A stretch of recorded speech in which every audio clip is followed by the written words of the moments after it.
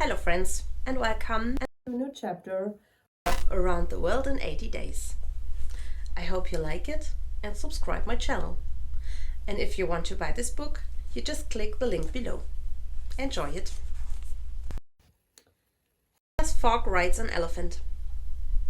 The whistle blew and the train set off right on time.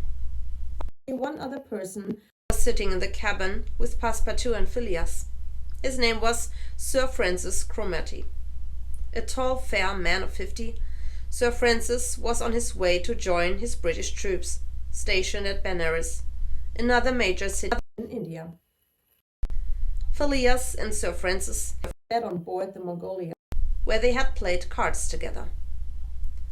Sir Francis, a general in the British Army, thought Phileas was quite mad to attempt to travel the world in such a short time. In fact, he thought Phileas was a strange fellow indeed.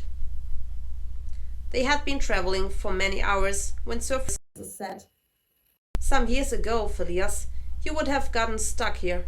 It would have lost you your bet." "How so?" Phileas asked.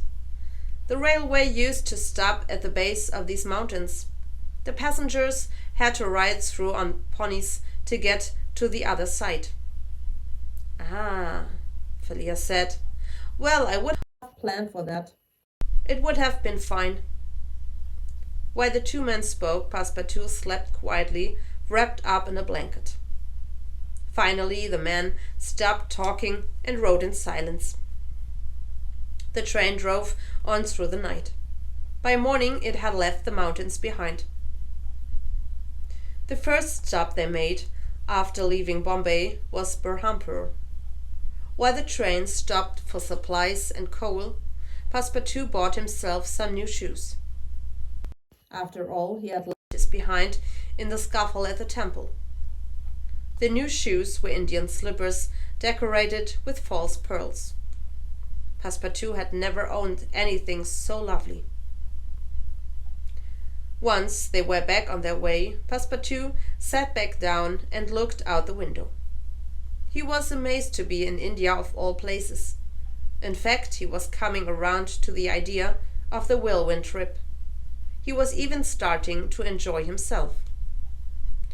Then the train stopped. "All passengers will get out here," the conductor shouted. Phileas looked over to Sir Francis, but he didn't know why they were stopping either. Outside was a small village surrounded by a forest of palm trees. Passepartout rushed off the train to see what was going on. "Monsieur," he said when he got back, "there's no more railroad."